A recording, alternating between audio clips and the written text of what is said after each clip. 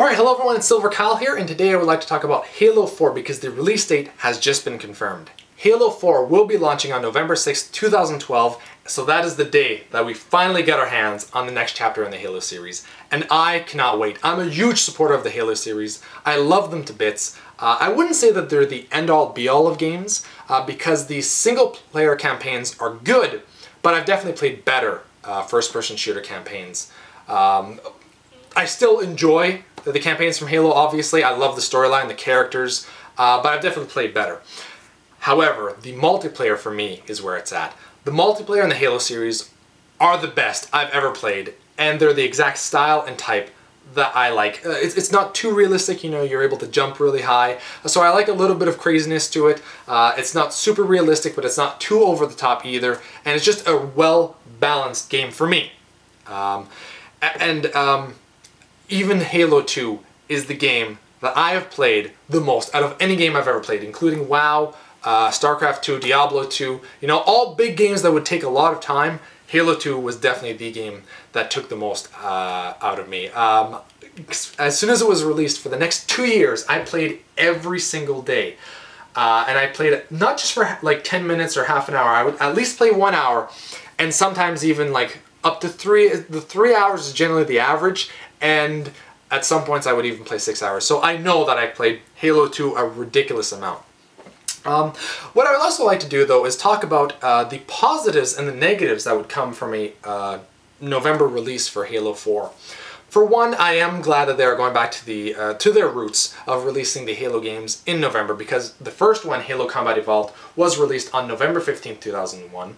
And then the sequel, Halo 2, followed suit with November 9th release in 2004. And then they kind of switched it up with Halo 3, launching that on September 25th, 2007. So they kind of changed it with Halo 3, and then ODST and Reach followed suit with September releases, and then they brought it back with the Halo Combat Evolved Anniversary, launching it on the same day, November 15th, 2011.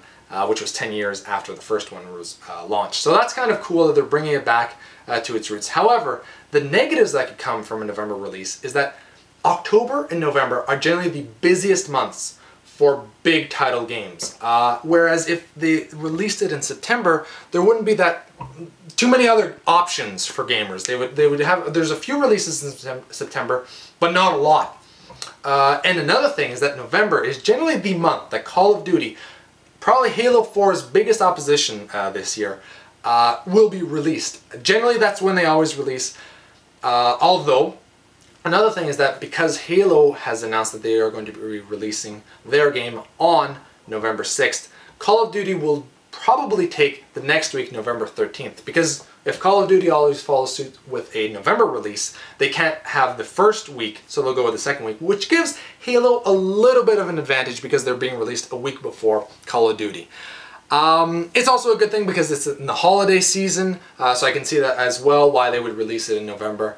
And another thing that I completely understand is if they needed a bit more time, if they couldn't have made a September release and they needed a bit more time to polish the game up a little bit more, I completely understand that, and it follows suit with the other Halo games as well. So, what are your thoughts on the Halo 4 release date? Are you sick and tired of Halo? Were you never a fan to begin with? Are you kind of on the fence on the 50-50 mark because it's with no longer with Bungie? It's the 343 Studios, I think that's what it's called.